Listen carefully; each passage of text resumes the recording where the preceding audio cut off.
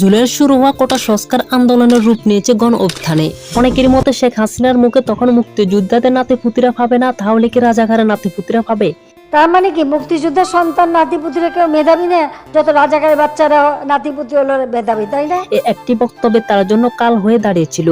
এরপরে শিক্ষার্থীদের আন্দোলন আরো বেগবান হয়। বাড়তে থাকে সরকারের আগ্রাসন, বন্ধ করে দেয় ইন্টারনেট, জারি করে কারফিউ, বাড়তে থাকে ছাত্র জনতার নিহতদের সংখ্যা।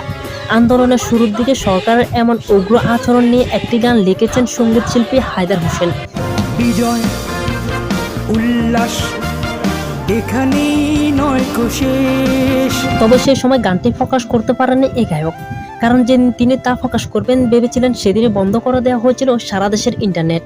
এবার শেখ হাসিনার পতনের পর প্রকাশ্যে এলো হায়দার হোসেনের গাওয়া সে গানটি।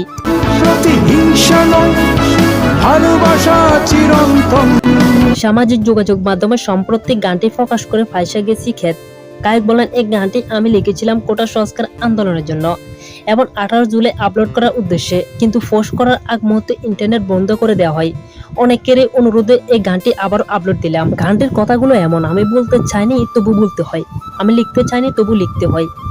এতগুলো প্রাণ জড়ে গেল, বিবেক কেমনে নির্বাক হয়। পাশাপাশি ছাত্র জনতার বিজয়ের পরও আরো একটি গান প্রকাশ করেছেন হায়দার হোসেন।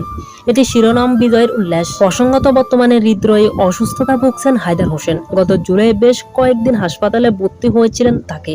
সে সময় তার হৃদয়ের একটি করোনা স্ট্রোকে রিং বসানো হয়। তবে অসুস্থতা সত্ত্বেও নতুন গান লেখা চালিয়ে যাচ্ছেন এই শিল্পী। ধন্যবাদ সবাইকে আমাদের সাথে থাকার জন্য, পুরো ভিডিওটি উপভোগ করার জন্য।